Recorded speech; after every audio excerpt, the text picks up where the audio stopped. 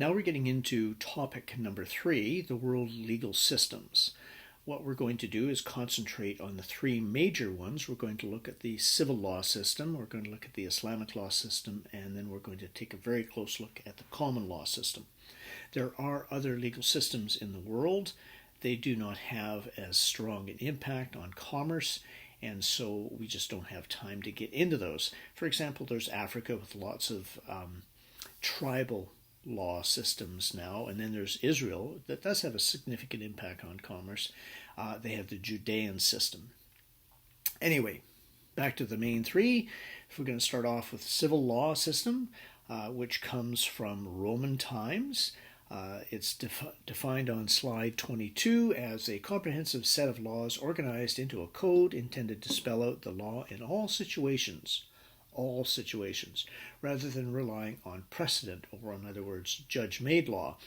If no specific section of the code covers a situation, the court extrapolates from the closest section. Okay, comes from Roman times.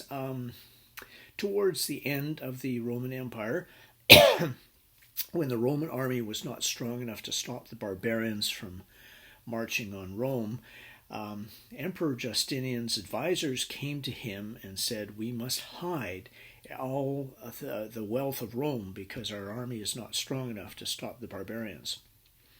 The first time this happened, the Pope actually stepped in and negotiated with the barbarians and said, "What do you want?" And of course they wanted money, and so the Pope paid a substantial amount of money to the barbarians to go away. Well, gosh, that worked really well. After they used up the money, they came back to Rome, and the Pope did not intercede the next time. So Justinian was left with the problem of hiding the wealth of Rome. And his advisors meant gold and silver and tapestries and statues.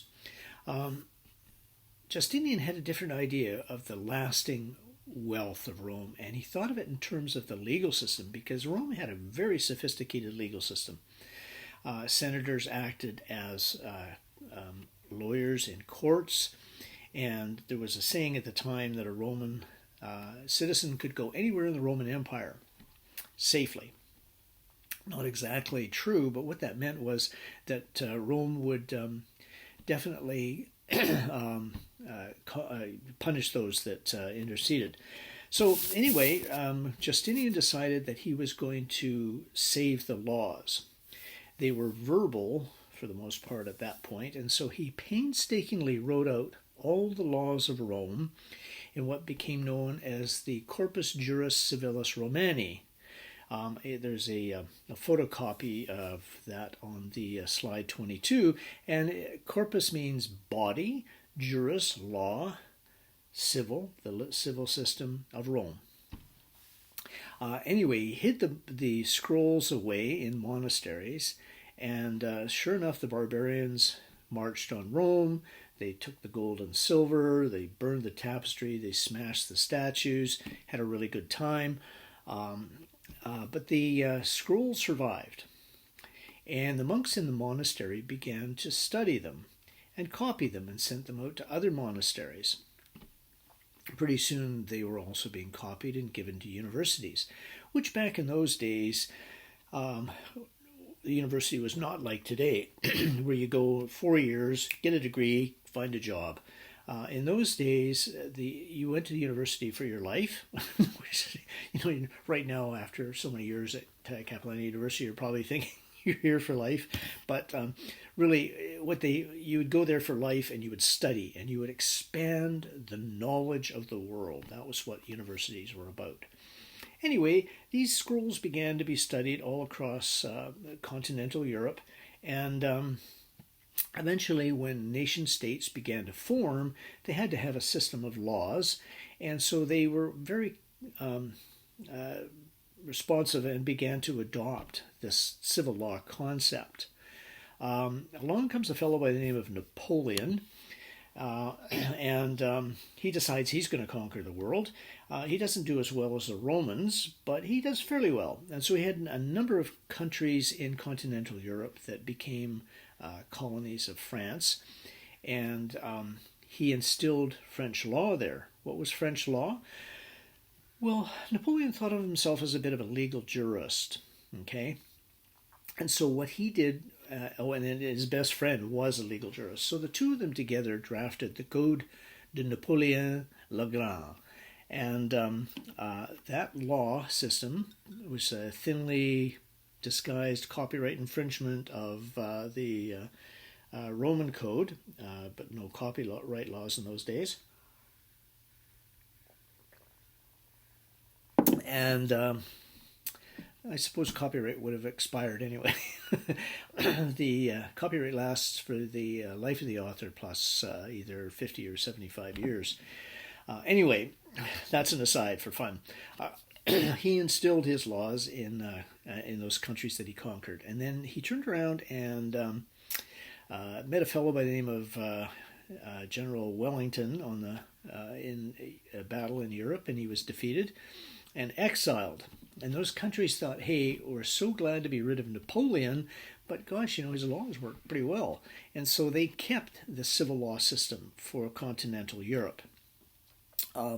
The only thing is they took the code and they modified it for their own needs. For example, the Germanic code is very precise. This happens, this is the result, jawohl. Whereas the French, qu'est-ce que c'est son blague, il fait beau, n'est-ce pas? The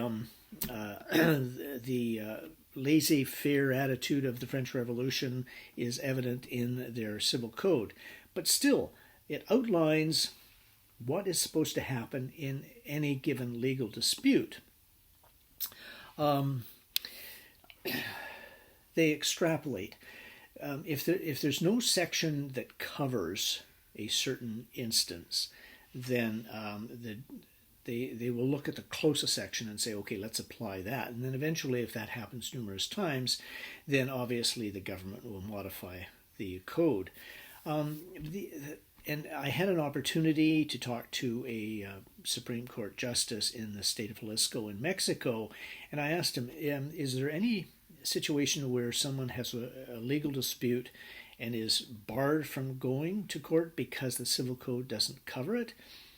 And he was very emphatic, saying, no, absolutely not. If someone has a dispute, they come to court. Everyone will have their day. A little bit different from the common law system, because if you do not have a cause of action, a recognizable cause of action in common law, then you're supposed to not be able to go to court. In reality, sometimes the common law courts will create a new cause of action, and we saw that in Badam 107 with misappropriation of personality, for example. Someone uses your image for financial gain. Before 1972, you did not have a cause of action because it was not recognized. In 1972, there was a court case, Krauss versus an advertising business of some kind, because they used his picture without his permission. He was a football player, and the courts in that case said, well, it's you in uniform, but nobody knows it's you. It's just a football uniform, so you get nothing. But yes, perhaps there is a cause of action. And then in a subsequent case, Athens versus the Canadian water skiing camp, Athens' picture was used. He was a world-famous water skier, and the courts in that particular instance said, okay, we're going to give you compensation for misappropriation of personality, and the tort was created. In civil law jurisdictions, it's not clear what happens if there is no section in a code. The Supreme Court Justice in Jalisco said you have your day in court. I suspect what would happen is you'd have your day in court, but it would be dismissed because there would be no remedy in the articles of the code. Okay, other aspects of the civil law jurisdiction. It was an inquisitorial system, and this comes right from the Spanish Inquisition, okay? The idea that the judge believes you're guilty, the prosecutor believes you're guilty, the jury believes you're guilty, the people believe you're guilty, and you're the only person that would believe in your innocence, with your advocate or your lawyer. That's what they call them, advocates. So guilty until proven innocent, okay, which puts a heavy burden on the accused. The other thing is the judges get actively involved in the trial. So even in criminal matters and civil matters, meaning private law matters, they call witnesses, they question witnesses, unlike the common law system where the judges are impartial, unbiased observers of fact who sit back and watch what's happening. Let's see, anything else? No, I don't think so. Continental Europe, civil law countries, they had colonies all around the world. Those colonies generally had civil law imposed on them. Then when they got rid of their colonial rulers, they kept the civil law system.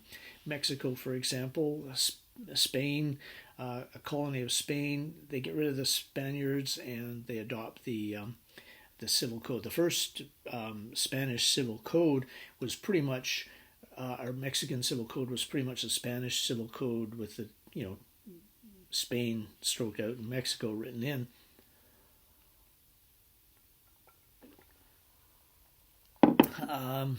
Colonies in Africa, Vietnam, those areas in Southeast Asia, Japan, civil law.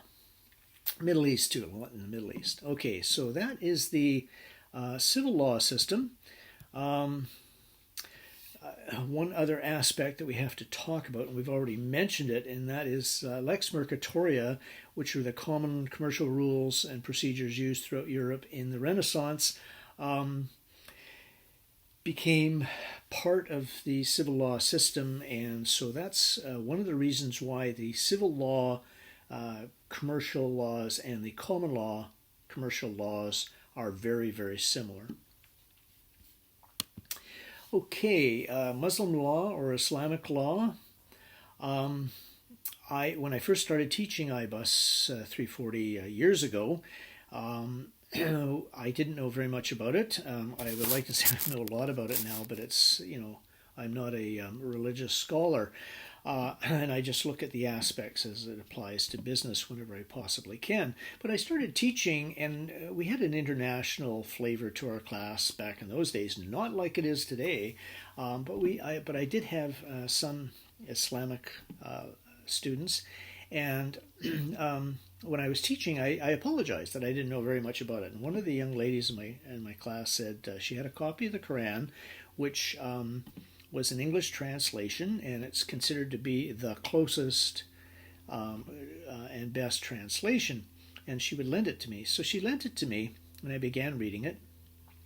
And after the course was over, she very kindly gave it to me as a present. I was reading it, and at the same time, another student said, well, I know an Islamic scholar who lives in Victoria, and he'll come over and talk to the class. And I thanked the student very much, but I said, we don't have any money to compensate the person for the trip. And this person said, no, this fellow will go anywhere, anytime to talk about Islamic law, because all we seem to learn about Islam is through George W. Bush in the United States, who talks about, these horrible people. He said, yeah, he'd come over. And so I was madly reading the Quran, and I wanted to get through it before he was there. I was just about finished. I had a couple of pages left when he burst into my office, and he was huge. He used to be a colonel in the Egyptian army before he came to Canada. And he burst in the door, and he introduced himself, and he said, we shook hands, and he said, are you a Muslim? And I thought at that point, well, if you believe in the one God in the Quran, then you're a Muslim. But the Allah in the Quran and the God in our Christian Bible are exactly the same being. Moses is in the Quran, Moses is in the Bible. Moses goes up the mount, brings down the 10 Commandments in the Quran. Same thing in the Bible. Moses talks to a burning bush in the Quran. Moses talks to a burning bush in the Bible. there are so many similarities between the Quran and the First Testament uh, that I said, yes, I am a Muslim. Okay. I That was back then. I think I have changed my attitude. Not that I said I was a Muslim because I believed in the one God. Okay. Well, that wasn't quite true. I'm sorry, the phone's ringing and my wife's out, so I'm just going to have to take that call. One sec. Sorry about the short interruption. Um, so we're talking about the Quran, and I was mentioning I'm not certain whether there is a God or not, and so my personal philosophy, just so you know, is that I don't really care one way or the other. um, what I'm going to do is live my life the best I can, and when I pass away, if there is a God, hopefully I'll get into heaven. Um, because I was a good person, and if not, I go to hell. And if I pass away and there is no God, just oblivion, then I haven't wasted any time worrying about it. So, but anyway, I told him that yes, I was a Muslim, because that was the intent of the Bible, is if you believe in the one God, you're a Muslim. Whether you are, considered to be a, a true believer or not. Anyway, he came to the class and he taught to the class, and it was a really interesting exercise, and everything was going perfectly until we got to one part, which I will deal with in a couple of minutes. But anyway, I did learn a substantial amount about the Muslim law, and it's the Sharia, and it comes from four things. Number one is the Quran. Number two is Sunnah, which is the decisions and sayings of the Prophet Muhammad. And the third is the writings of the Islamic scholars. And the fourth is the consensus of the legal community, which means that they can pass laws for procedural reasons, or they can change the substantive law. For example, Lebanon. I had an opportunity to talk to a judge from Lebanon, and they've actually changed their legal system through the consensus of the legal community to say that you are innocent until proven guilty. Okay, so Allah communicated with Muhammad, and Muhammad passed that information on to the followers.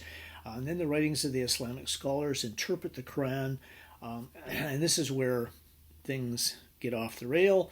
There's obviously people that will interpret it for their own evil purposes, okay? And so that's where you get your Osama bin Laden's and other Islamic fundamentalists. Most of them don't, but they have their problems, as do we. I mean, our system over here, the Christianity, I don't know how we say we. Anyway, the Christianity system has more weird sects than the Islamic system. The religious fanatical right, and the white supremacists and things like that. Anyway. And then the census of the legal community. More people are covered by the Islamic legal systems than any other systems, and but there's only one country that actually follows Islamic law to the letter. And the knee-jerk reaction is, oh, it must be Iraq, or oh, it must be Iran, but in fact it's Saudi Arabia. Okay. The United States' closest ally in the Middle East is the country that follows Islamic law to the letter, or Islamic religion to the letter. Weird world. What are we fighting about? Well, religion, right? No, we're fighting about oil. Anyway, enough said about that, but that's the Muslim law system. There are strong influences of civil law in the Muslim law system, particularly through the consensus of the legal community, and that's because the Middle East, that whole area was pretty much French colonial countries way back when. But when they got rid of France, they kept some of the aspects of the civil law system that actually worked very well. Egypt, of course, is schizophrenic in the sense that the French were there, and so you had the influence of the civil law system, and then the British kicked the French out, and so you get the influence of the British law system, the common law. And then when they got rid of the British law, they went back to Muslim law with some influences of the other two systems. Okay, now on slide 26, I have a couple of sections right from the Quran, and I put those in to show how much law there is in the Quran. The Bible, for example, has substantive law, thou shalt not kill. So does the Quran, but the Quran has a lot of procedural law in it. In the Surah 2, the cow, at paragraph 282, it says, O ye who believe, when you contract for a debt for a fixed time, write it down. Okay? Record your contracts in writing. Very procedural. Let a scribe write it down between you with fairness. That's this particular translation. I got it off a site on the internet. I compared it with the Quran that I was reading, and the only difference is that it says in this one, you with fairness, whereas the Quran that is the best translation supposedly says write it down in terms of equity. Okay, equity is a concept very common in both the common law system and the civil law systems. Okay, and call to witness from among your men 2 witnesses. Well, if you look at the bottom of a lot of our contracts, one person signs with a witness and the other person signs with a witness. My gosh, we got 2 witnesses there. Where things went a little awry when that Islamic scholar was talking to my class is from the next line, which says, but if there are not 2 men, then 1 man and 2 women will do. Which means, of course, that it takes 2 women to equal 1 man. And our attitude towards women throughout the world, regardless of what religion, leaves a great deal to be desired, and it's only changing as we become more civilized.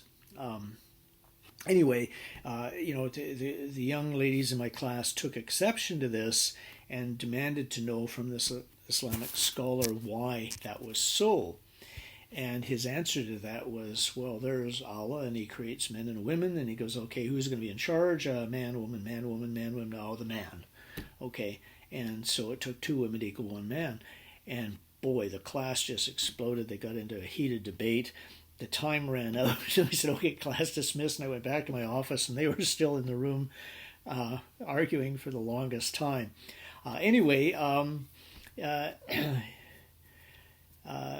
It goes on to say, the one may witnesses must not refuse when they are summoned. Okay, so you're going to come to court. Well, you cannot refuse to be a witness in court.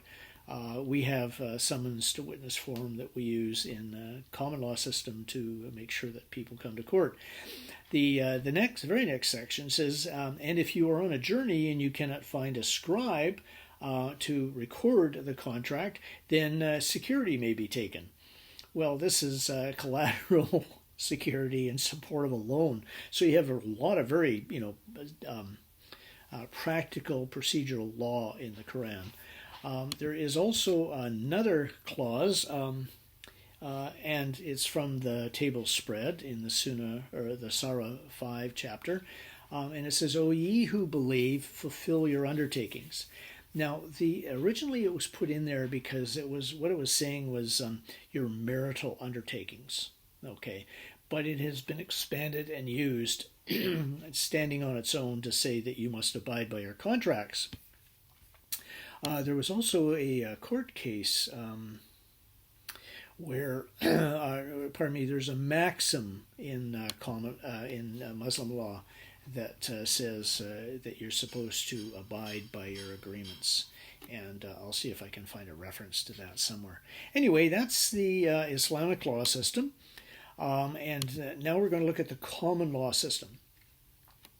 The common law system is the interpretation of law on the given subject is influenced by previous court decisions. So if I was to say, hey, you're not listening to my lecture, and whack, I hit you on the side of the head, that would be a battery. Okay, you could have me charged with a criminal offense of assault and battery, but we're not really worried about that. You suffer an injury, so you want to sue me. Well, obviously, you go to the Battery Act, right? To the law that said, no, there is no Battery Act. What you'd have to do is look at a series of court decisions where people had a similar injury from a similar strike, okay? And then you would use that as precedent to try to establish your right to damages in the court. So your decision, or the decision of the court, is influenced by other case law. Also, if there was a statute, for example, there is the Sale of Goods Act, which talks about merchantable quality. Goods that are sold must be of merchantable quality. Well, okay, it doesn't define merchantable quality in that statute. So if you had some goods that you purchased and you didn't think they were of merchantable quality, you go to court. Well, you're asking for relief from a statute law passed by the legislature.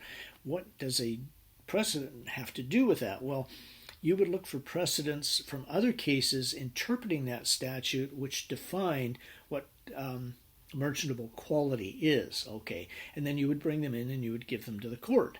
Conversely, the other side would bring in cases that interpreted that section that says no, merchantable quality is not what happened here. And then the judge has to decide which precedent to follow in order to come to his or her decision. Okay, if there's no specific precedent or statute, the common law requires the court to make a new decision, okay, and create new law. That's what happened in the misappropriation of personality. There was no case law before 1972. There was no statute before 1972. And so in the case of Krause versus whatever, it really doesn't matter, the football one, the court said, no, this is not what merchantable or misappropriation of personality really is. But, you know, maybe there is a tort there. And then in the Athens case, the court defined what misappropriation of personality is. It's misappropriation of the image or likeness of another person for personal gain, right? And so they established the law where no law existed before. Then you see in British Columbia, the legislature in British Columbia said, okay, yes, there should be a law about that. And they passed the Privacy Act, which has a section in there, Section 3, which says that you cannot misappropriate the person, a picture or likeness of another person. And then we also have a case in BC. The name escapes me at the moment, but we have a case in BC where a bodybuilder's image of him like this with a little kitten sitting there, you know, the strength and the softness, right? But you didn't show the face and it didn't show anything else, just that.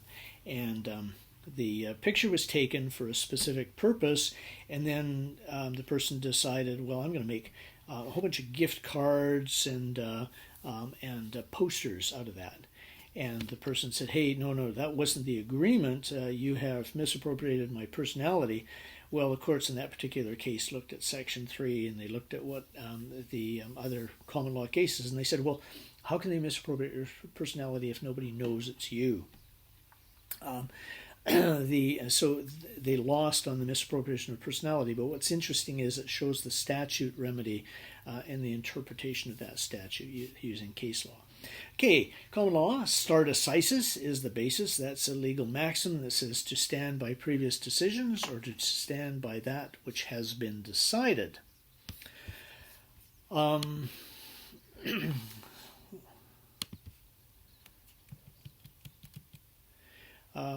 put in a slide where it shows a cartoon picture of Henry II, who institutionalized the common law by creating a court system common to the country, and and his experiment in that was not very successful because King John said, no, we don't want that. I'm the decider of everything.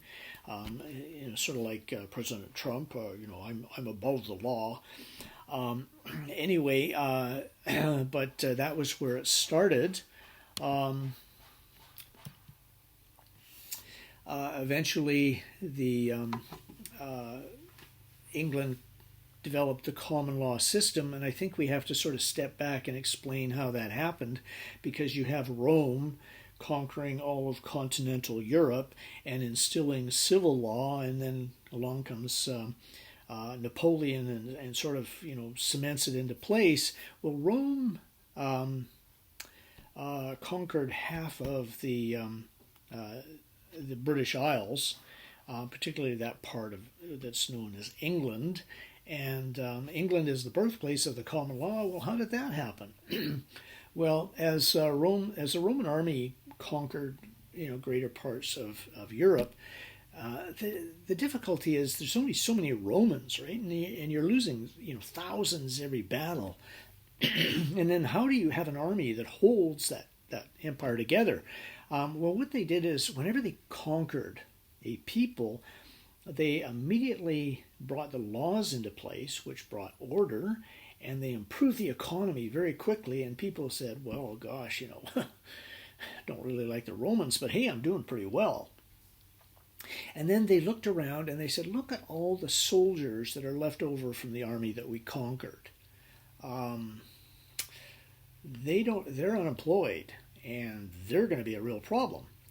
And so what they did was they invited those soldiers to join the Roman army. Join the Roman army, better uniforms, better pay, and you get to travel. Okay, this sounds like a U.S. Marine Corps poster for enlistment. Anyway, they would bring in the army and co-opt it, and it would become part of the Roman army. Well, by the time the Roman army conquered the southern half of the British Isles, there were no Romans in that army. They were all barbarians from northern Europe. The only person that was a Roman was the governor. And the Picts and the Scots were very argumentative, belligerent persons. And the Romans pushed them north, and then the emperor thought, okay, I'm not going to. How do I use barbarians to enforce the civil law on the barbarians in the British Isles? And so he thought, all right, I'm just going to let them have their own laws, keep their own laws, and so that is why civil law was not instilled in Rome. Eventually, the Romans got kicked out, and so what we had was the law, which was barbaric. Okay, in public law matters, when you were accused of a crime, they had trial by fire or trial by ordeal. All right, trial by fire, they heated a red-hot poker in a fire, and the accused had to carry it in his hands and walk 30 paces. Without dropping it. If you dropped it, you were guilty. If you made it to 30 paces and then you dropped it, if you had blisters, you were guilty. Okay, so obviously, if you're accused of a crime, you're guilty. The other one was they would tie you up and throw you in the water, and if you sank, you were innocent. If you floated, you were guilty. Okay. There's also something called boarding, where they had this long board, and they would tie you on it, and they would dip you in the water and see how long you could hold your breath before you died. Anyway, very barbaric. That's for public law matters. But if I had a dispute with a neighbor over, cattle or pigs or crop or something like that, there were no courts to go to. And so what would happen is I would challenge you to a duel, okay, on the plains of the field the next morning, hand-to-hand combat, right? Well, when I have a class and I'm in the classroom and I really do like to dance around and move and have interaction with students, and so I find the COVID-19 online a little frustrating. But let's say there's a fellow and I have a dispute with him, and I say, okay, tomorrow morning, we'll hand-to-hand combat, and then I look at the guy and he's like huge. Well, make matters worse, I go into my shed and I move the hoe and I move the shovel and I move the rake, and there's the sword from when I was in the army, and I pull it out and I go. Seems heavier than it used to be because I'm older, okay? And then I look over and there's this guy I've challenged and he's going. I think, uh-oh, I'm in trouble. So what do? Well, I look around for a knight, a trained soldier from the king's army, but there's no war right now, and so that knight is unemployed. So these knights used to ride around England championing people's disputes. Okay, so I hire this knight. I say, give you a couple of pieces of silver. Will you fight that guy for me? The knight goes, sure. Okay. Now the fellow's over there going, whew, and he looks over and suddenly he realizes that he's going to have to fight a knight. Well, he could beat me very easily, but can he beat the knight? Probably not. So what's he do? Well, he goes and hires a knight. And so the ludicrous thing is, there's my neighbor and I standing on the field in the morning watching these two knights fight to the death over our dispute. Well, my knight wins. The other guy owes me, a little bit of money. Okay. Well, my knight wins because he killed the other knight, but my knight was injured in the process. Just a slice into the side. So he goes to the hospital, right? No, there are no hospitals in those days. So they take him to some monk who goes, a little incantation and puts some herbs and things on it, and takes a poultice made of fungus and puts it on there, and then takes a red hot poker and burns the and then gangrene sets in, or infection, and the knight dies. So we've solved our dispute, and the king's lost two knights. Eventually, the king wants to have a war. We're a very warlike species. I want to conquer that kingdom over there because they're nasty people. And so he calls his knights, and three guys show up. Okay, and he goes, where the heck's my army? And well, all the knights have died. And this really happened. I can remember when I was growing up watching a TV show called Ivanhoe. Ivanhoe! He was a knight in a shining armor. It glistened in the sunlight, and he rode around England championing justice. Well, no, actually, these guys were like hired guns, okay? Unemployed, looking for work. Anyway, so that's what was happening. And eventually, Henry the Second thought, well, I got to create this court system to stop that. And then King John was a very totalitarian ruler that followed Henry II, and so this sort of fell into disrepute or whatever. And then in 1215, King John wanted to fight one of these wars, and so he went to the barons and he said, I need my army, give me your men, and I need taxes because I need money to fight. And the barons had had enough of it because they were being overtaxed. So they said, we will give you money and we will give you men. Imagine that, eh? Anyway, if you sign the Magna Carta. Well, what was the Magna Carta?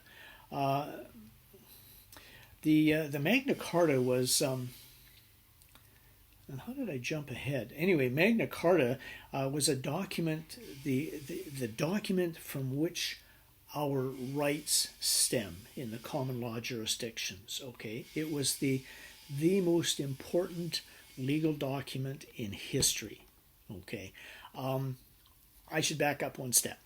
On slide 30, I've listed 5 historical events which either helped the development of the common law system or prevented its demise. Okay, and the first one is Hadrian's Wall. I forgot when the governor of England was, or the British Isles was fighting the Picts and Scots, they pushed them north, but they could not defeat them. And so what Emperor Hadrian did is he said, okay, well, build a wall. Okay, build a wall between the part that we control and the northern part. So they picked the narrowest point in the British Isles, and they built this huge wall, sort of like the Great Wall of China, sort of like Trump's wall on the border of Mexico. I'm being facetious there, but anyway, they built this wall in 122 A.D. and thereby kept the Scots and the Picts at bay. And then the next historical event was the signing of the Magna Carta in 1215. It's called Magna Carta Libertatum, the Great Charter of Liberties. It was signed at Runnymede in 1215 by King John of England. Oh yes, he was a nice guy. Sure, what the heck? Yeah, let's do this. No, he was forced to do it. Okay, I did a pilgrimage. Okay, my family and I went to England, and British Isles actually, and we traveled around. We landed in Hampton Port, and we went to the White Cliffs of Dover. We went to the Salisbury Cathedral. We went north. We saw Hadrian's Wall. We went into Wales, and we turned around. We came back, and we saw the Stonehenge. We did all those things in England. We went to a play. We saw the big Ferris wheel, and we saw the Tower of London and the Queen's Palace. And actually, we saw the Queen.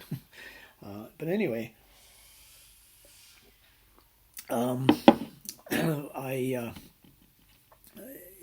that's what my family wanted to do. What I wanted to do was I wanted to see the Magna Carta. Because I'm a lawyer and I know that our legal rights stem from that. I know that the rule of law in Canada and the United States and England stems from that. I was looking at the South where President Trump wants to become the emperor of the United States, just like Putin has extended his stay as president. The people want me, and if they don't, I'll kill them. And he's made himself the ruler of Russia until 2030 or something. And Trump's trying to figure out how to do that now. And it looks like he might lose the election. So he's saying, well, if I lose the election, I'm not sure that I think it'll probably be an illegitimate election, and I should, use the army and stay in power. And the guy's like totally mad. Anyway, how did I get on that? Oh yeah, I was in England. I was looking at the Magna Carta. I found it so emotional that I had tears in my eyes. My kids couldn't understand it because they didn't understand that the freedoms that we enjoy in Canada stem from that document. Okay, in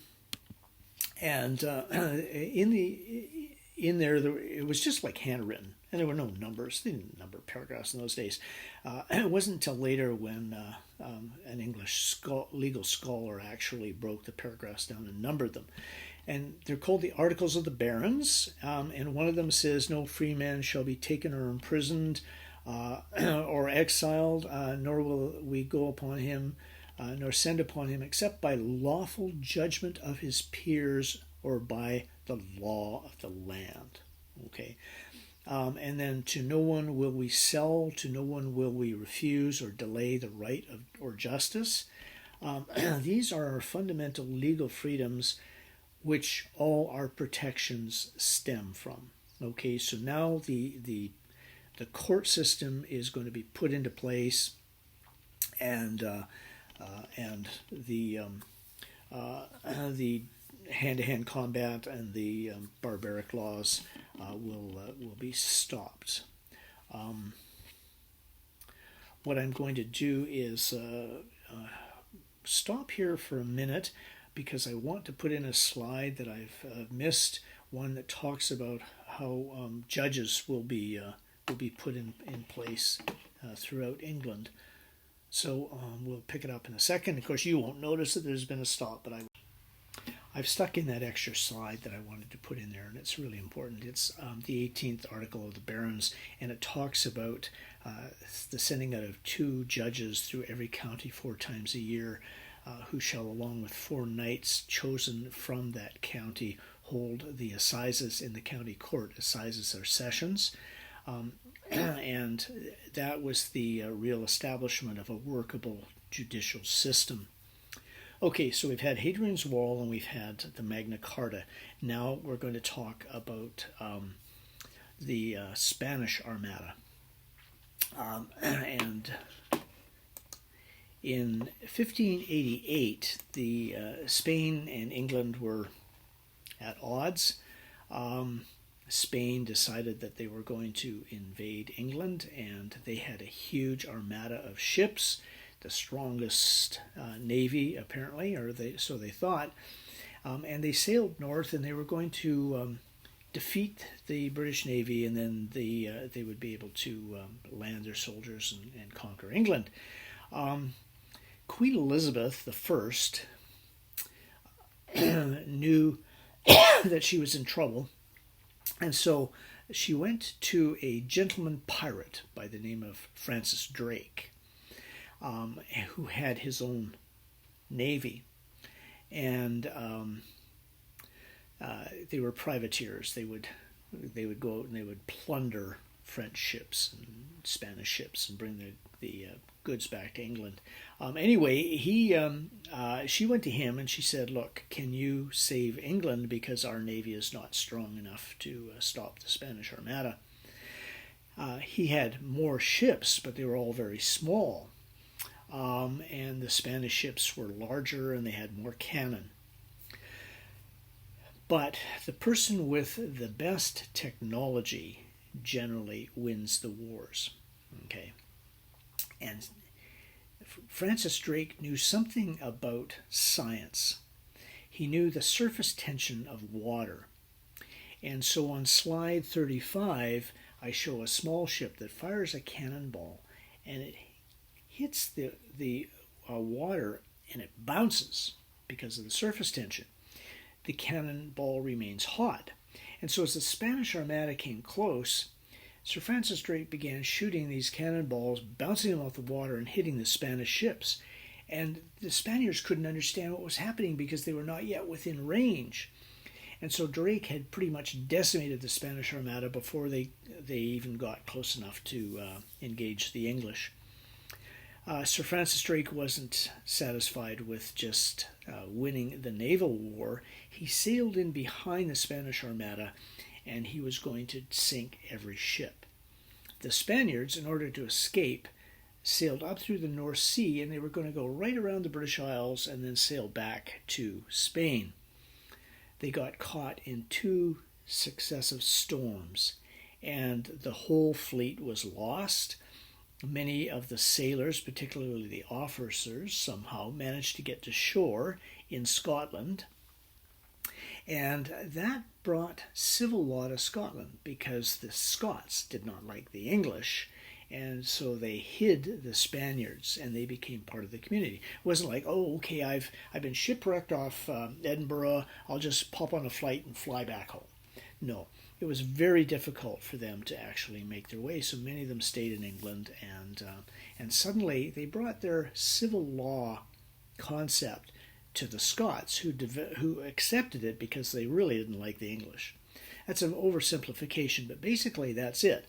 So that's why in the United Kingdom today you have, for private law matters, civil law in Scotland and common law in England, Wales, and Ireland.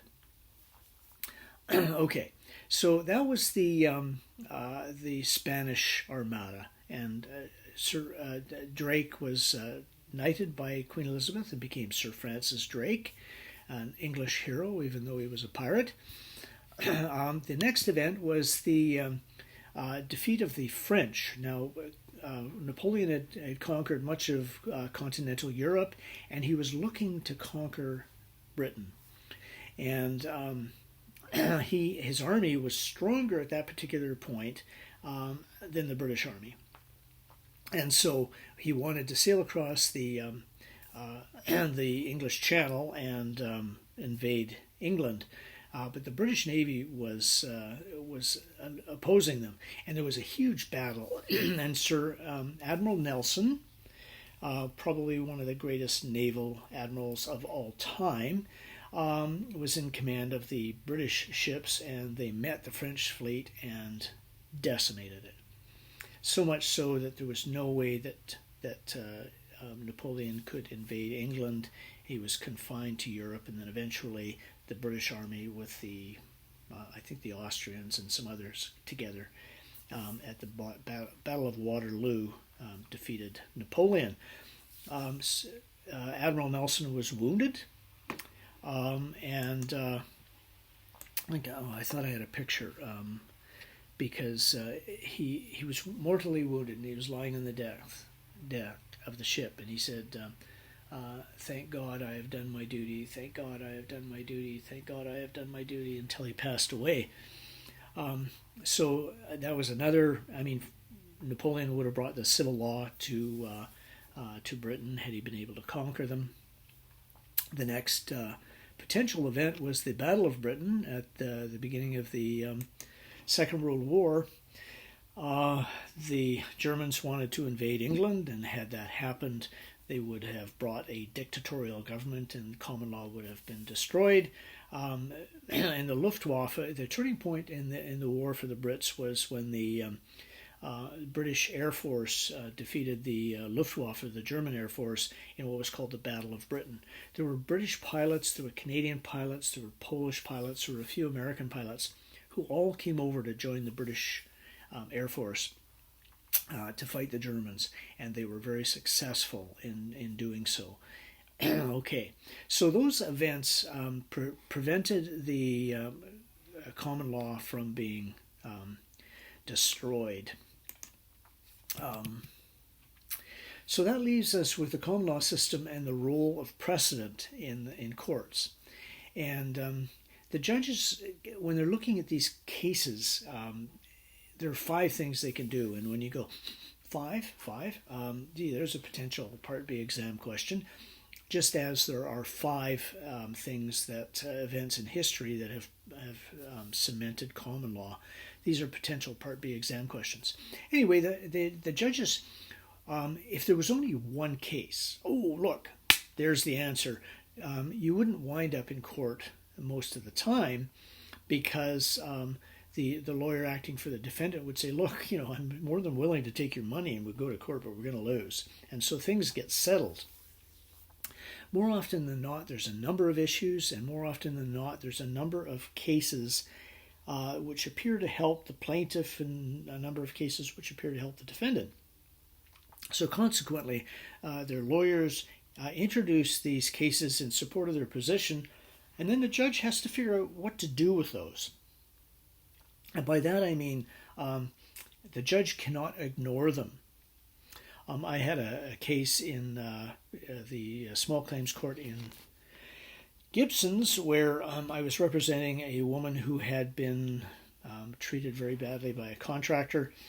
The contractor appeared to be a bit slow and a bit methodical and not very well versed in speaking. And so when my client asked me to go to court with her, the judge took an immediate dislike to my client, because there we are with a high-pressured lawyer against this poor business person who was representing himself, and she sided with him through the whole trial. It was just unbelievable. It was I couldn't believe the animosity that the judge held towards my client. And she actually started getting involved in the trial, sort of like inquisitorial system. She started questioning the witnesses and actually suggested things that he should say. I had cases which supported my client's position, and in summation, which the judge didn't want to hear and wouldn't let me, I had to give the written copy of what I was going to say to her, along with my cases, because it was about 4 o'clock, and she wanted the court case over so that she could catch the ferry back to Vancouver. Anyway, she gave a written decision, and she found in favor of the contractor, which was an error at law, because he was saying he gave a fair price contract or a firm price contract, and then she allowed him to say, well, that contract says firm price, but really what he meant was cost plus, right? Well, pardon me, but you cannot tell the person to say that, particularly when it goes contrary to his own contract. So that was an error at law. The other error at law, and the one that's important here, is I had provided 3 cases which talked about firm price contracts as opposed to cost plus, and how this supported my client's position. Well, she didn't know what to do with them when she wrote her judgment, because she couldn't talk about them, because if she talked about them, it would be contrary to what she wanted to say. And this is small claims court. There was no way this would be appealed because the amount involved didn't warrant going to the Supreme Court of BC. So she just wrote a judgment. All sorts of errors on the facts, because she had to mold the facts to fit her decision, and just ignored the law. My client, however, said, hey, that's it. We're going to the BC Supreme Court, and it cost her about $2,000. We went to the Supreme Court, and the fact that she had not dealt with my cases was, there I was with the Supreme Court judge, and he decided he was going to represent himself in Supreme Court because he'd won, so, like, what's the big deal, right? And the Supreme Court judge is sort of going, like, all the errors on the facts were just unbelievable. And then I talked about, well, the contract says fair price. And she says, oh, well, no. What he meant was cost plus, right? Well, that's an error at law, okay? And then I said, I provided these cases, and I provided them to the Supreme Court judge, and I said she ignored them all. And he's sort of like, what? Okay, well, what the judge is supposed to do in a situation like that is look at the cases and then say, well, some of them don't apply, so they're distinguished, and some of them are helpful but not determinative, and so I considered those. And then the judge says, okay, there's a BC case here, and it's on point, so I should apply that case and come to my decision.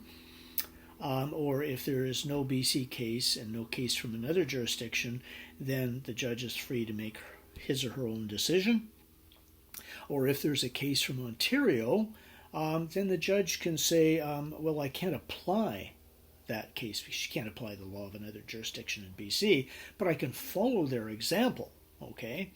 And then sometimes the judge can also say, all right, obviously the court decision that the defendant has provided it appears to be on all fours, but I believe it to be wrongly decided. And then the judge is entitled to overrule that case. Lower court judges, like BC Supreme Court judges, are loath to do that. BC Court of Appeal, with 3 judges sitting, will more often than, well, not more often than not, but will more often than the Supreme Court judge overrule a decision. And then, of course, the Supreme Court of Canada is in the business of setting the law, and they will, on occasion, but very reluctantly, overrule a case. All right, so those are the 5 things that the judges can do. And I think I have a two-page sheet which explains it better, or not better than I just did, but more thoroughly than I did. And I will post that to eLearn.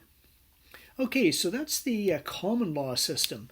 One comment before we move on, and that is something that is applicable to the area of international trade law. On slide 39, I have a picture of the old Supreme Court. I say old because there are now 2 of those judges that have left, and there have been 2 new judges appointed. The lady judge in the middle with the gray hair was Chief Justice McLaughlin, one of the best judges we've ever had, both at the BC Supreme Court level and then when she was elevated to the Supreme Court of Canada. She has since been replaced, and there's one other judge, and I'm afraid I'm not sure which one, but we have these justices, and Chief Justice McLaughlin took the attitude that the court was not there just to interpret the law as it was. It was there to, in the appropriate circumstances, to mold the law. One of the biggest problems in international trade is if I get a judgment in BC, will it be enforceable in Pennsylvania? Or will it be enforceable in Germany? Or will it be enforceable in Mexico? And the rule has always been basically no, because those countries are reluctant to give up their sovereignty. Conversely, could an American judgment be entered into a Canadian court to go after a defendant that is residing in Canada? And the court said, well, if it's a monetary amount, a fixed monetary amount, yes, okay, they should be able to collect. But if it involves something else like an injunction or damages or something of that nature, no. And then there was the pro-swing case, which we will get into later on, where an American company sued a Canadian company and got an injunction against them and wanted that injunction and an award of damages enforceable in Ontario. And it went all the way to the Supreme Court of Canada, and these justices had to decide whether this is applicable or not. And one of the things they took into consideration is comity, fairness. Does this country treat us fairly? Do we treat them fairly? Do we have confidence in the court in that country? So the eminent omnipotent court of Supreme Justice from the state of Bajinajistan, for example, our courts would probably go, can we really trust that decision?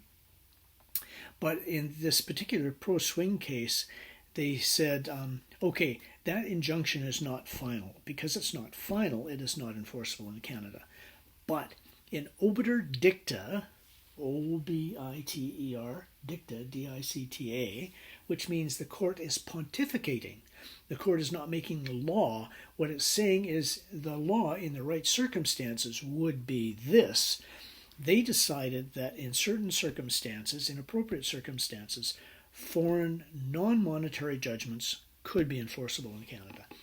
This is judicial activism. Our government didn't say, okay, let's pass a law to make this so. Our courts are saying this is what the law should be. Okay, judicial activism. There's a real debate about whether our courts are supposed to enforce the law or help mold the law. And certain justices, like Chief Justice McLaughlin, felt that it should, they should mold the law. All right, so that finishes off topic number 3. Now we're going to get into topic number 4, and this is the most important topic for the midterm exam. Simple as that, okay? On slide 41, we see a list of 6 settlement forums, international dispute settlement forums, okay? And so on the exam, what I'm going to do is probably give you a number of scenarios, and you have to decide whether this scenario would be settled by diplomacy, or whether it would be international courts, or whether it would be an international tribunal, or whether it would be private arbitration, or something like that, all right? So you have to keep that in mind as we work through the 6. The first one is diplomacy, reconciling a disagreement between nations by negotiation, mediation, or inquiry. Negotiation is when the parties themselves talk it over, okay, and come to an agreement. Quite often that fails, and so they ask for mediation. And mediation, for example, in the Middle East, between the Israelis and the Arab countries, the United States, before Trump, okay, one of Trump's son-in-laws was going, I'm going to go over there and I'm going to solve the Middle East problem. Never heard a thing from him because he's, nothing, he was totally ineffective. But anyway, before that, the Americans would say, okay, we're going to use our good offices, okay, which means somebody from our government will come over and they will help mediate the dispute. They'll have try to bring the two parties together. Okay, and then the third thing that they can do is sometimes two countries will be in a dispute. And a country will say, we'll use our good offices to make an inquiry. The inquiry is merely saying, okay, we're going to investigate, and then we're going to say, oh, here's what happened. Okay, here's what happened, so that the parties have the right facts in order to try to negotiate and come to a settlement. So, hint, on the exam, quite often one of these problems will require going to the International Court of Justice, for example. However, the first step is quite often diplomacy. And when diplomacy fails, then you go to the next dispute settlement forum. All right? Okay, so that's diplomacy. Now, I got a couple of funny slides here. One is visions of diplomacy, and it shows a diplomat in the middle, and it says, diplomacy is the art of letting someone have it your way. Okay, and diplomacy is the art of telling someone to go to hell in such a way that they're actually looking forward to the trip. And then the third one is diplomacy is the art of saying, nice doggy until you can find a rock. Okay, and if you don't understand that, what that means is you're nice to this country until you have the military might to say stop it. And that is the United States. Okay, this is an aircraft carrier, and it's 90 tons of diplomacy. In other words, we want this to happen, and if you don't agree, then we'll come and pound you into the ground. Okay. Okay, so that's diplomacy. Now, the international courts. The International Court of Justice was created in 1945 as an organ of the United Nations, modeled on the Permanent Court of Justice, which was an organ of the League of Nations from 1920 to 1939. After World War I, the countries said, okay, we have to have some sort of a governing body, a world governing body, so that we can prevent another war from ever happening. Did a good job, eh? One of the biggest problems was the United States was one of the countries really pushing for this, and then the countries said, okay, well, everybody gets an equal vote. And the United States said, well, hey, wait a minute. No, we don't like that because we're bigger, we're stronger than anyone else, so our voice should count more. And they could not come to an agreement because they would be outvoted all the time. And they were a rising power at that particular point in time, and they just said no, and they didn't become involved.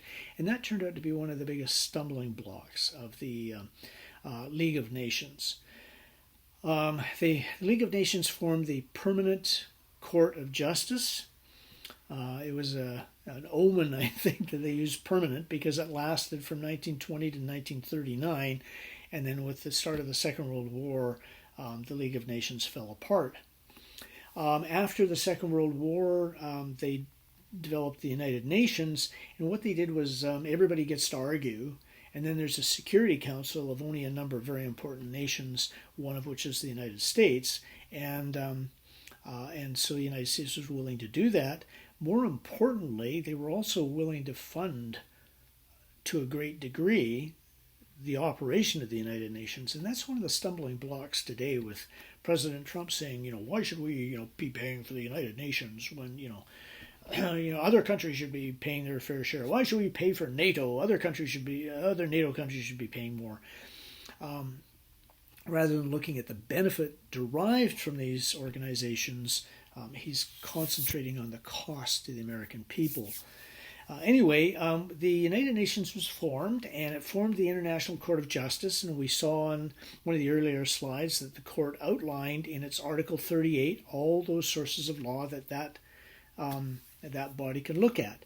Member states are parties to the statute, and non-member states may attorn to the jurisdiction. What's that mean? Well,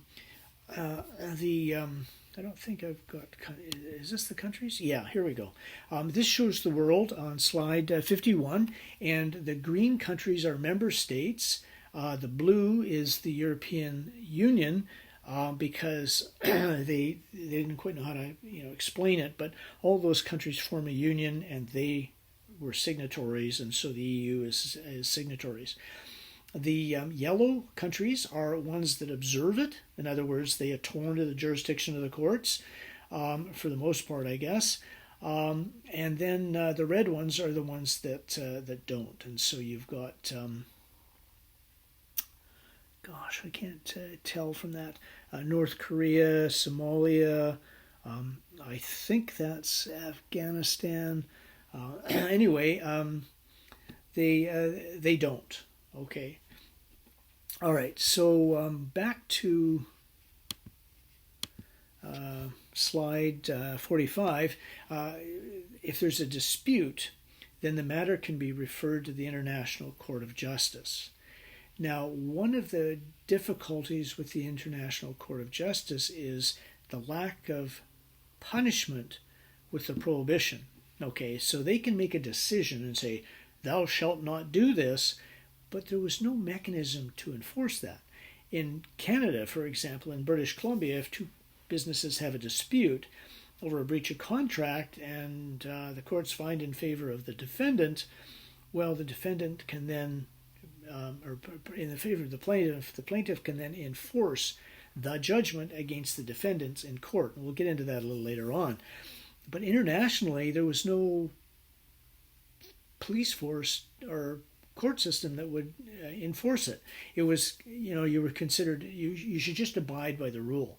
To let you know how well it works, in certain circumstances, I talked about a treaty called the Columbia River Treaty earlier on. The United States decided they were going to build a dam on the Columbia River in the state of Washington. And the Columbia River snakes up into Canada, goes back down. I think it snakes up and goes back down before it goes out into the Pacific Ocean. And they said, we're going to build a dam there because we need the electrical power. And oh, by the way, Canada, on your side, there's a town in the valley. You got to get the people to move because that valley is going to be flooded. And Canada said, no, you can't do that. And they said, sure you can. It's called riparian rights. The people up higher in the river have the rights because they can control the water. So, tough luck.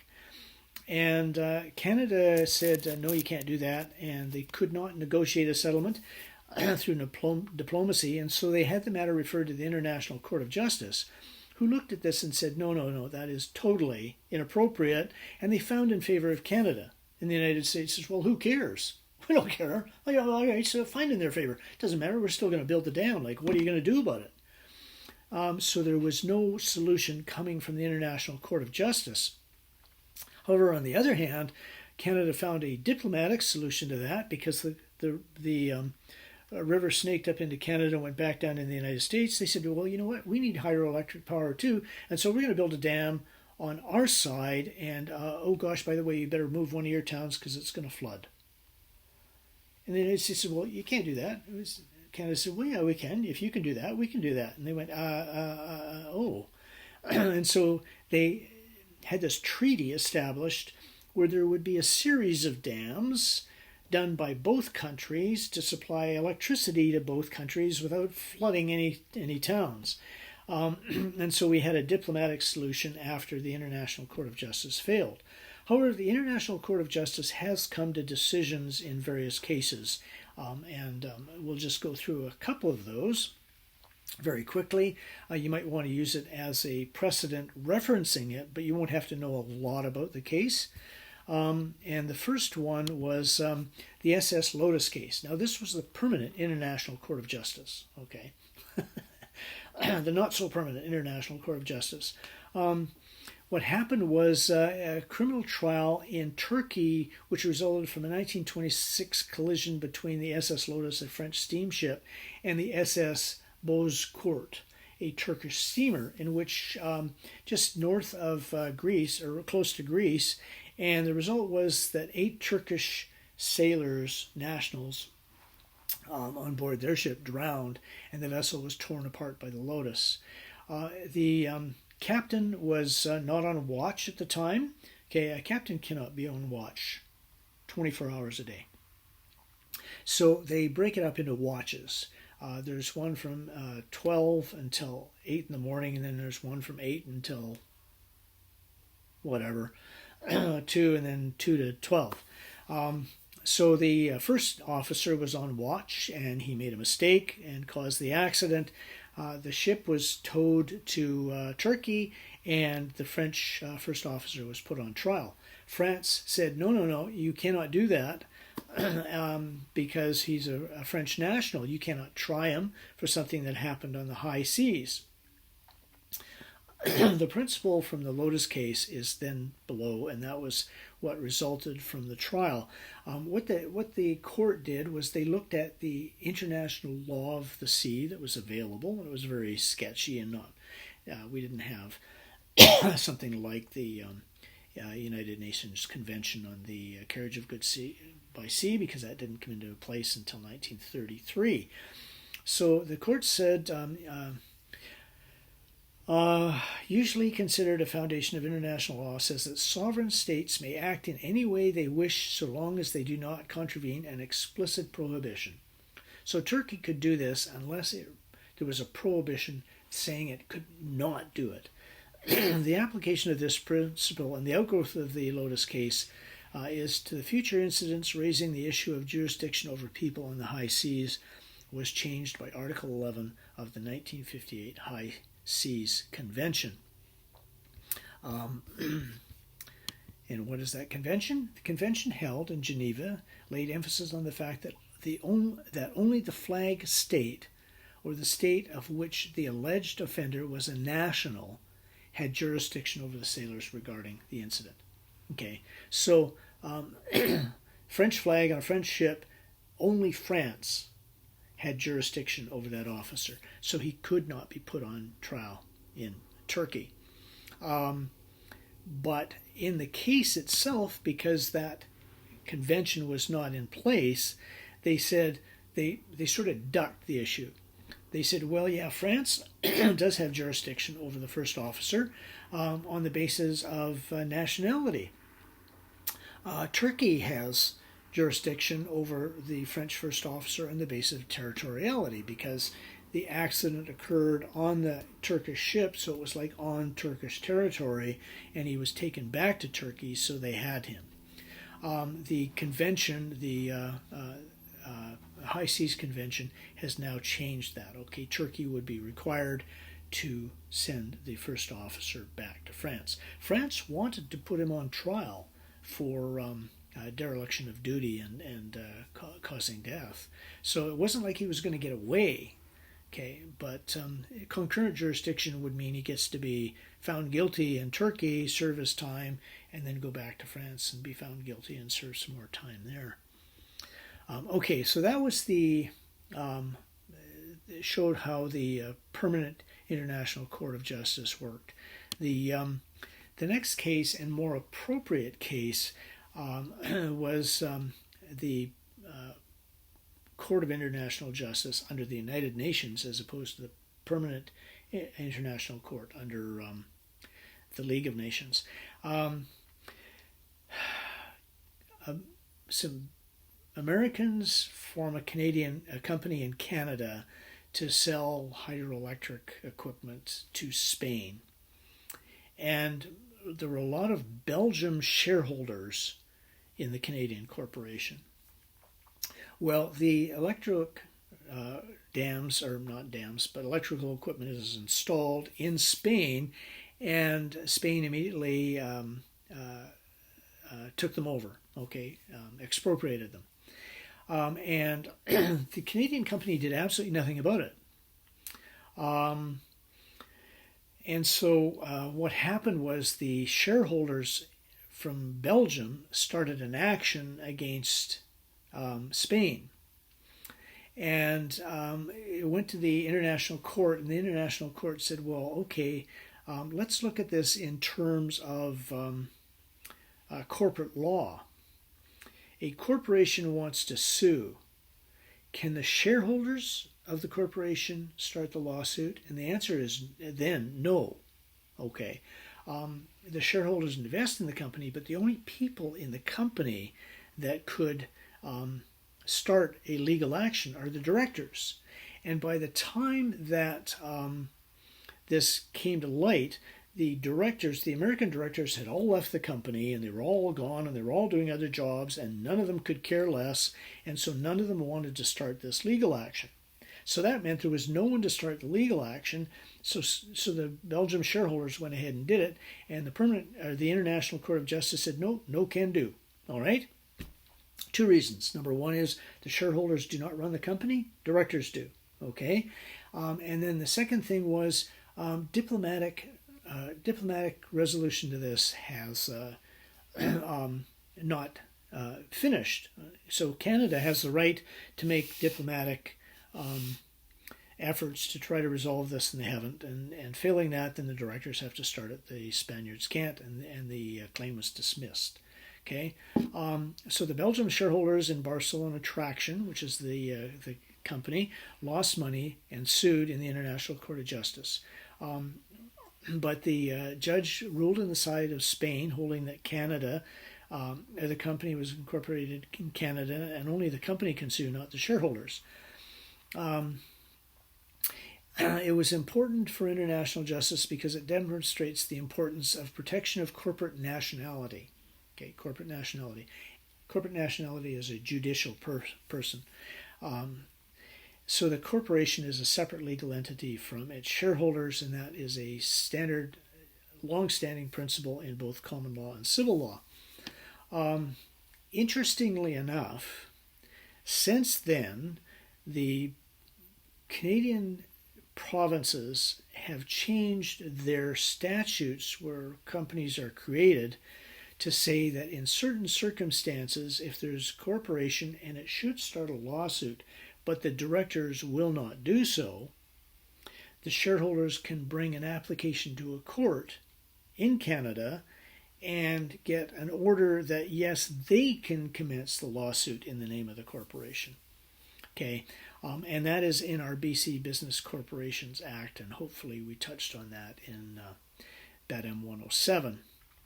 Okay, so there's a decision, an actual practical and correct decision of the the International Court of Justice. So we've now looked at diplomatic solutions, and we've looked at the use of the International Court of Justice. And now we are going to look at the third way that disputes can be settled. And this is international arbitration. Now, this is semantics, but under the NAFTA, and it's now under the USMCA, there can be an arbitration of disputes. But that is actually an international tribunal, okay, as opposed to arbitration, international arbitration, okay? And so international arbitration does not apply to USMCA. International arbitration applies, the two most obvious examples is the International Center for the Settlement of Investments Disputes and the World Trade Organization. Okay, so the International Center for Settlement of Investments Disputes, the ICSID, was created in 1965 by the World Bank. Why? Because the World Bank wanted to encourage the more financially well-to-do countries to invest in third world countries, the underdeveloped countries, and they got rid of the third world, I think, because of political correctness. But anyway, underdeveloped countries. Well, one of the problems with investing in underdeveloped countries is if Canada invests in Bajinajistan, which is a fictitious country, by the way, and then the Bajinajistanian government expropriates our investment, then Canada has lost a huge amount of money. More importantly, it usually isn't Canada that's doing it, it's some country like Barcelona Traction, okay, that invested in Spain. So now, instead of going to the International Court of Justice, Barcelona Traction would actually be able to go to the International Center for the Settlement of Investment Disputes. Okay. So it's designed to encourage private investment in developing countries by eliminating the fear of expropriation through a mechanism of conciliation and arbitration. So conciliation is like mediation. The only difference is mediators try to get the parties to come together, where conciliation is the conciliatory person says, here's the solution that you should adopt. Okay, that's about the only difference between the two. All right, so conciliation and arbitration, failing that, then I guess you'd go to the International Court of Justice, but it would be not particularly appropriate. All right, so the ICSID resolves investment disputes between Canada and Mexico, or Mexico and Belize, or France and a country in Africa, that sort of thing. Inside Canada, of course, we had the same problem where one province could invest in another province and then have that province in some way nullify the investment or expropriate it. And so we had the same problem. And so I've got an article, and it's in the materials, and I will, rather than sell the batch of materials, I'll put it on file. But we had a situation where Alberta and British Columbia entered into an agreement called the International Convention for the Settlement of Investment Disputes Act between provinces, okay, which does the same thing as the ICSID. Okay, so investment disputes are resolved by reference to the center for solving that, and this is international arbitration. The other type of international arbitration occurs under the World Trade Organization, the WTO. It used to be GATT, the General Agreement on Trades and Tariffs. Nations got together starting in 1947 and signed an agreement where they would all try to reduce tariffs and barriers to trade. And it was called GATT, a General Agreement on Trade and Tariffs. Well, they were so successful that they got to a certain point and they said, okay, besides that, there are other disputes that stop world trade. And so rather than, we can't call it GATT anymore, so let's call it the World Trade Organization, and we will look at other ways of encouraging international trade. So in 1995, GATT was replaced with the WTO. I like the symbol for the World Trade Organization seen on page 50. It's cool. Okay, so the members of GATT. I referenced this diagram under the World or under the International Court of Justice, so I must apologize. These are the GATT, World Trade Organization countries. They're remarkably similar, okay, because this is the World Trade Organization, the other was the United Nations. So we have a situation where most countries in the world abide by it, and what they do is they try to reduce tariffs and non-tariff barriers now. Production regulation, marketing regulations. The Egg Marketing Board in Canada, for example, came under attack because it tried to regulate the production and pricing of eggs, and that was considered to interfere with other countries' ability to sell eggs in Canada.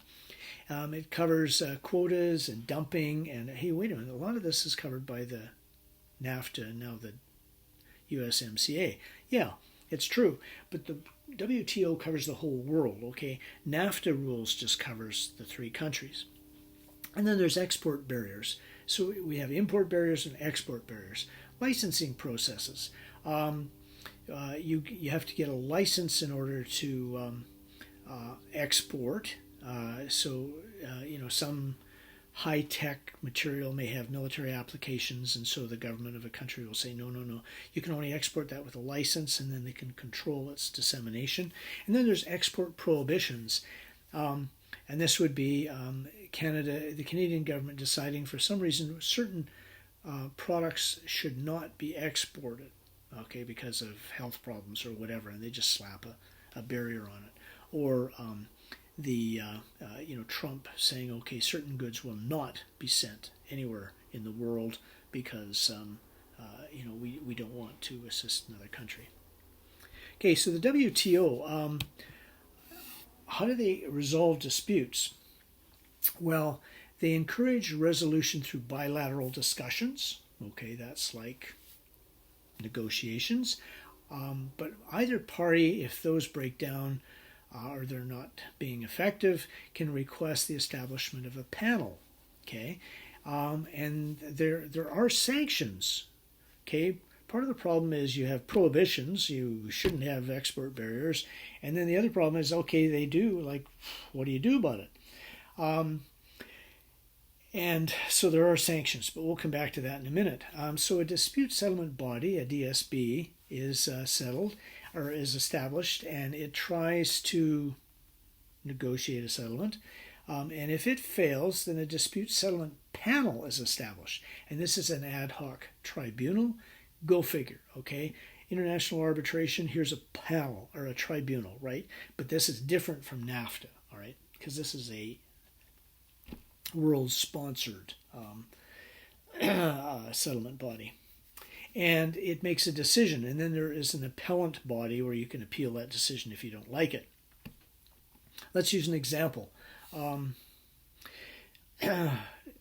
Canada produces a lot of wheat, and we have huge farms, and they are mechanized. By that I mean they got tractors to plow, they got a machine that plants, they got a machine that tills the soil, and then they've got combines that harvest, right? In France, not too many years ago, not very mechanized. Okay, smaller farms, so why would you need a huge combine if you have a small farm? So consequently, Canada could produce wheat far less expensively than France. France needed wheat, so Canada was selling wheat to France, and the French farmers went to the government and said, hey, listen, you got to stop this. And so France put tariffs on Canadian wheat so that the price to the consumer would be higher than the price of French-grown grain. Well, that's contrary to the WTO, right? And so Canada took them to a dispute panel, and the panel said, yes, France, you are wrong. You have to get rid of those tariffs. You have to accept Canadian grain. France said, well, okay, who cares? Hey, we don't do enough business in Canada that, we care. And what did they mean by that? Well, the sanctions, all right? Canada exports to France. France exports to Canada. So if they will not accept our wheat, we can put sanctions which prevents their exports from coming to Canada. France said, who cares? It is such a small amount. It's insignificant. It won't bother us. We put a prohibition on the importation of French wines. And they went, c'est la guerre. Well, there's a sanction, but it's ineffective. The only reason that it was effective was because other countries can actually join with Canada to stop importing anything from France, thereby forcing France to abide by the decision of the WTO. And that's what happened. The United States, who also exported grain to France and wanted to increase their exports, joined with Canada and said, all right, we will not import any French wine. And France went, whoa, okay, suddenly this is a lot of wine we're talking about. And so France backed down and agreed to follow the WTO.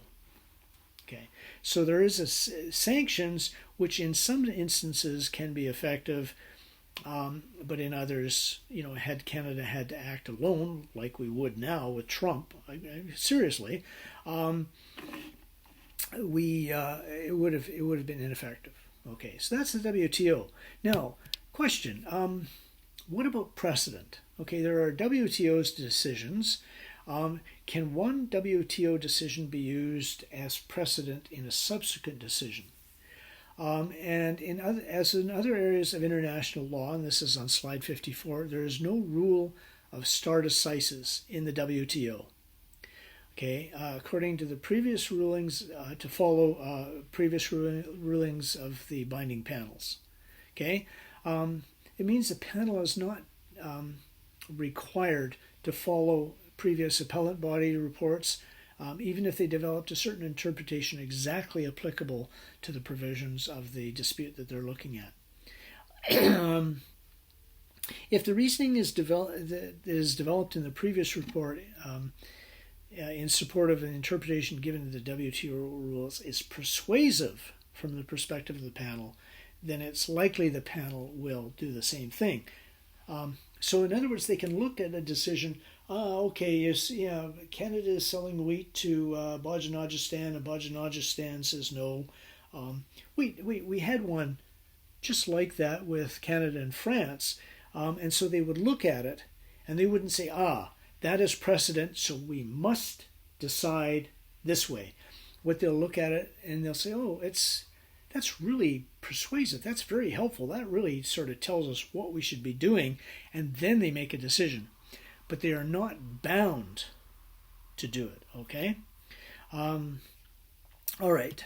So that brings us to international tribunals. And I think what I'll stop here, and I will upload that amount of material to the internet on topics 3 and half of 4, and then I'll complete 4 because 4 is really quite a long topic. All right.